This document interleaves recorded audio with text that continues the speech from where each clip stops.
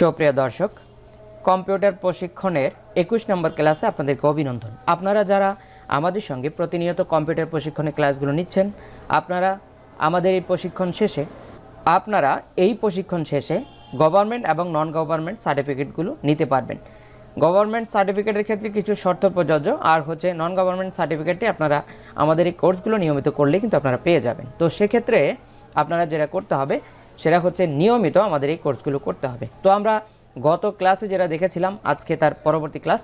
তো পরবর্তী ক্লাসটি করার জন্য আমাদেরকে অবশ্যই কম্পিউটারে যেতে হবে, যেহেতু প্রতিদিন আমরা কম্পিউটার দিয়ে ক্লাসটাই আপনাদেরকে দেখাই। তো সেক্ষেত্রে আমরা এখন চলে যাব আমাদের সেই সহজ কম্পিউটার শিক্ষা বই, এবং আপনারা যারা এই বইটি আপনারা পেতে চাচ্ছেন তারা কিন্তু অবশ্যই আমাদের ডিসক্রিপশন থেকে, ড্রাইভ লিঙ্ক থেকে আপনারা এই বইটিও ডাউনলোড করে নিতে পারবেন।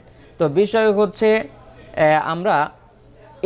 এটি হচ্ছে প্র্যাকটিক্যাল ক্লাস, আর থিওরি ক্লাসের জন্য আমরা একটি বই সাজেস্ট করে থাকি।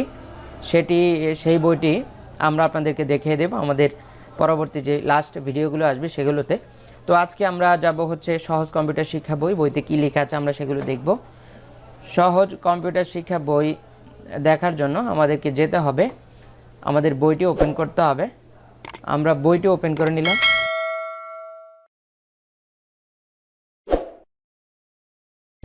তো আমরা ইতিমধ্যে দেখেছিলাম 30 নাম্বার ক্লাস পর্যন্ত।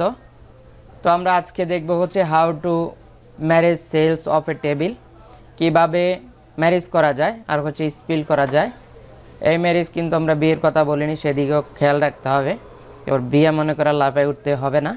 তো বিষয় আমরা যাব কোথায় ম্যারেজ সেলস করার জন্য। এটিও কিন্তু টেবিলের কাজ। আমরা যাব মাইক্রোসফট ওয়ার্ডে। আমরা মাইক্রোসফট ওয়ার্ড ওপেন করে নিলাম। মাইক্রোসফট ওয়ার্ড ওপেন করার পরে আমরা এখানে কিছু টেবিল যুক্ত করতে হবে। নিয়ম অনুযায়ী আমরা মাইক্রোসফট ওয়ার্ডে টেবিল যুক্ত করার জন্য ইনসার্টে চলে গেলাম। ইনসার্টে যাওয়ার পরে সেখান থেকে টেবিলে ক্লিক করে আমরা এখান থেকে অনেকগুলো টেবিল তৈরি করে নিলাম। এখন বিষয় অনেক সময় আমাদের যেই কোনো ডকুমেন্ট তৈরি করার জন্য ডকুমেন্টে একটা হেডলাইন্সের প্রয়োজন হয়, অর্থাৎ আমরা যদি কোনো ডাটা তৈরি করি, সেই ডাটা তৈরি করার জন্য প্রথমে একটি লাইন আমাদের দিতে হয়। সেক্ষেত্রে আমরা যখন টেবিলগুলো একত্রে নিয়ে নিই গড় হিসাব করে, অর্থাৎ বক্স হিসেব করে, তখন আমরা কিন্তু উপরে লেখার মতো জায়গা পাই না। তো সেক্ষেত্রে আমাদের জায়গাটা তৈরি করতে হয়। তো আমরা জায়গাটা তৈরি করব কিভাবে? জাস্ট উপরে বক্সগুলো সিলেক্ট করব, রাইট বাটন প্রেস করব, করার পরে ম্যারেজ সেলসে আমরা ক্লিক দেব। ম্যারেজ সেলসে ক্লিক দেওয়ার পরে এখানে আমরা টোটাল একটি হেডলাইন্স লিখে রাখব।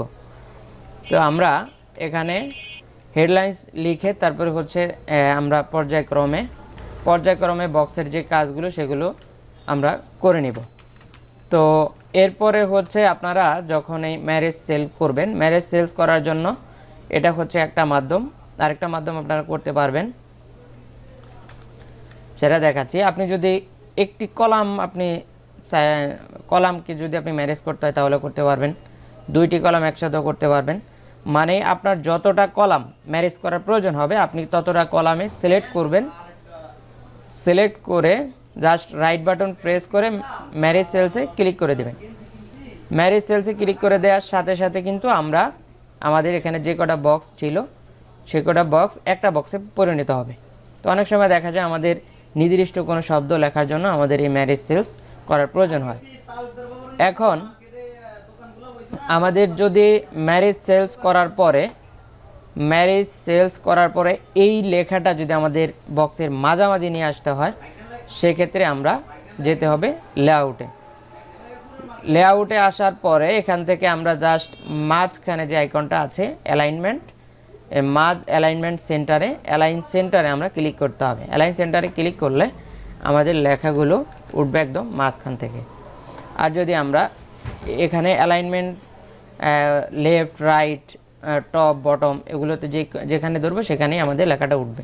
তো সেক্ষেত্রে ম্যারেজ করার পরে, অর্থাৎ বক্সগুলো ম্যারেজ করার পরে আমরা এগুলোকে এইভাবে সাজিয়ে নিতে হবে।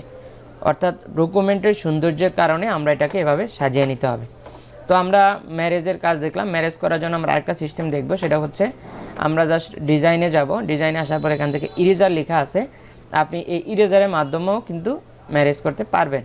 তো আমরা মাঝখানের এই লাইনটা, অর্থাৎ এই দুইটা বক্স একসাথে ম্যারেজ করে দিলাম। আর এখন যদি এগুলো ডিলিট করে দিতে চাই তাহলে দেখা যাবে ডিলিট হয়ে ম্যারেজ হয়ে গেছে। তো ম্যারেজ করার জন্য আমরা সিলেক্ট করেও করতে পারি, আবার যদি কেউ ইন্ডিভিজুয়াল একটা একটা লাইন ধরে করতে চান সেক্ষেত্রেও করতে পারবেন, তাতেও কোনো অসুবিধা নাই, এভাবেও করা যায়। তো আমরা ম্যারেজ দেখলাম, ম্যারেজ কীভাবে করতে সেটা দেখলাম। এখন আমাদের বইতে কী আছে আমরা সেটাও দেখব। ম্যারেজ দেখার পরে আমরা জাস্ট এখান থেকে স্পিল্ট, ম্যারেজ যেভাবে যুক্ত করে স্পিল্ট একইভাবে এটাকে ভাগ করে। তো ম্যারেজকে ভাগ করার জন্য অর্থাৎ স্পিল্ট করার জন্য আমরা যাব ডকুমেন্টের সেল আছে, এই সেলটিকে আমরা পুরোটাকে একসাথে ম্যারেজ করে দেব। ম্যারেজ করে দিয়ে এটাকে আমরা সেল করব। তো এখন সেল তৈরি করব। সেল তৈরি করার জন্য আমরা জাস্ট এই বক্সের মধ্যে রেখে রাইট বাটন প্রেস করব। রাইট বাটন প্রেস করার পর স্পিল্ট সেলস লেখা আছে, স্পিল্টে যাব। এখন বিষয় হচ্ছে আপনার এখানে নাম্বার অফ রো, আপনার যে কটা রো প্রয়োজন এই রো যতটা দিবেন কলাম তার চেয়ে একটা বেশি দিতে হবে। এটা আপনি যখন কাজ করবেন তখন ক্লিয়ারলি বুঝবেন। আমরা যখন একটি রো তৈরি করতে হবে সেক্ষেত্রে আমাদের কলাম দিতে হবে একটা বেশি, যেহেতু এখানে এ একটি কলাম, এ একটি কলাম, পাশে দুইটি কলাম, আর মাঝখানে যদি কোনো কলাম দিতে যাই সেক্ষেত্রে কলাম একটা বেড়ে যাবে, 3 হয়ে যাবে। আর যদি আমরা রো তৈরি করতে যাই উপরে একটা নিচে একটা, তার মানে দুইটা দিলেই হয়ে যায়। তো আমরা এখানে রো দিলাম 2টা, কলাম দিলাম 2টা। তো আপাতত দিয়ে আমরা ওকে দিলাম। দেখতে পাচ্ছেন এখানে 2টি রো এবং 2টি কলাম তৈরি হয়েছে। তো আমরা যদি সেম কলাম তৈরি করতে চাই 1 2 3 4 5 6 7 8 9 10টা, তো 10টার ক্ষেত্রে আমাদের কলাম দিতে হবে 10। আমরা আবার চলে যাচ্ছি স্পিল্ডে যাওয়ার পরে আমরা স্পিল্ডে ক্লিক দিব, দেওয়ার পরে এখানে দিব হলো 10।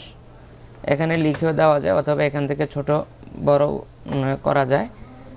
আর হচ্ছে এখানে দিব 2, আপনারা চাইলে একও দিতে পারেন। আমরা 2টা রো নিব। তো আমরা এখানে দিয়ে দিলাম জাস্ট ওকে। দেখতে পাচ্ছেন এখানে একটি বক্সের মধ্যে 10টি কলাম তৈরি হয়েছে। তো আপনি চাইলে এটার মধ্যেও করতে পারেন বা পুরোটার মধ্যে একসাথে করতে চাইলে সেটাও করতে পারবেন। আমরা জাস্ট এখান থেকে এটা ডিলিট করে দিয়ে পুনরায় আমরা এখান থেকে স্পিল্টে চলে গেলাম, যার পরে এখানে 10 লিখে দিলাম, 10 দিয়ে ওকে ক্লিক করলাম। দেখতে পাচ্ছেন এখানে যে কলামটা যে সিরিয়ালি ছিল ওই সিরিয়ালে কিন্তু কলামগুলো তৈরি হয়েছে। তো এভাবে কিন্তু স্পিল্ট এবং ম্যারেজ করা যায়। তো আমরা ইতিমধ্যে দেখলাম 30 নাম্বার ক্লাস। 30 নাম্বার ক্লাসে আমরা এগুলো দেখলাম। 31 নাম্বার ক্লাসে আমাদের রয়েছে how to create auto format A table, কীভাবে স্বয়ংক্রিয় ডিজাইনে ছক তৈরি করা যায়। তো ডিজাইনের ছকগুলো তৈরি করার জন্য আমাদেরকে এখান থেকে যেটা করতে হবে সেটা হচ্ছে জাস্ট রাইট বাটন প্রেস করতে হবে। এখানে দেখতে পাচ্ছেন যে অটো ফিট রয়েছে। তো এগুলো হচ্ছে মোটামুটি অটো ফরম্যাট, অর্থাৎ এই টেবিলগুলো অটো ফরম্যাট। আপনি যখন এখানে লাস্ট বক্সে রেখে ট্যাপ প্রেস করবেন আপনার এটা সাথে সাথে নতুন বক্স তৈরি হবে। স্বয়ংক্রিয়ভাবে যে ডিজাইন উপরে বক্সে ছিল সেই ডিজাইন অনুযায়ী নিচে একটি বক্স তৈরি হবে। এটি হচ্ছে স্বয়ংক্রিয় ডিজাইনে অটো শেপ। তো এখানে এখন আমরা যদি এই বর্ডারগুলো মোটা চিকন করতে চাই বা কোনো স্টাইল দিতে চাই সেক্ষেত্রে আমরা করতে পারবো। সেক্ষেত্রে রাইট বাটন প্রেস করে বর্ডার অ্যান্ড শেডিংয়ে চলে যেতে হবে। বর্ডার অ্যান্ড শেডিংয়ে যাওয়ার পরে এখান থেকে আপনি হোয়াইট যদি আপনি একটু মোটা করে দিতে চান, দাগগুলো যদি একটু মোটা করে দিতে চান সেক্ষেত্রে এখান থেকে বক্সগুলো ধরে এখানে অল বক্সে ক্লিক করে জাস্ট ওকেতে ক্লিক করবেন। ওকেতে ক্লিক করার সাথে সাথে আপনার এখানে বক্সের যতগুলো লাইন ছিল অর্থাৎ টেবিলের প্রত্যেকটা লাইন কিন্তু এখানে মোটা হয়ে গিয়েছে। তো এটি হচ্ছে সিস্টেম। এই সিস্টেমে আমরা আমাদের এই বক্সগুলো অর্থাৎ টেবিলের লাইন এবং কলামগুলো আমরা মোটা এবং চিকন করতে পারবো। আবার চিকন করার জন্য জাস্ট রাইট বাটন প্রেস করে বর্ডার অ্যান্ড শেডিংয়ে যাব। বর্ডার অ্যান্ড শেডিংয়ে যাওয়ার পরে এখান থেকে আমরা প্রথম যে অপশনটা আছে এটা ধরে ওকে ক্লিক করলে আমাদের হয়ে যাবে। এটি হচ্ছে বর্ডার অ্যান্ড শেডিংয়ের। আবার আপনি যদি স্টাইল দিতে চান তাহলে আপনি দিতে পারেন স্টাইল। আমরা বর্ডার অ্যান্ড শেডিংয়ে আবার চলে গেলাম। তারপরে এখান থেকে স্টিকটা ধরে একটু নিচের দিকে টান দিবেন, স্ক্রল করবেন, করার পরে এখান থেকে অনেকগুলো ডিজাইন দেওয়া আছে। আপনার যে ডিজাইনটা ভালো লাগে সেটা দিয়ে আপনি ওকে ক্লিক করবেন। ওকে ক্লিক করার সাথে সাথে আপনি দেখতে পাচ্ছেন এখানের যেই বর্ডারগুলো ছিল এই বর্ডারগুলো কিন্তু অটোমেটিকলি স্টাইলিশ হয়ে গেছে।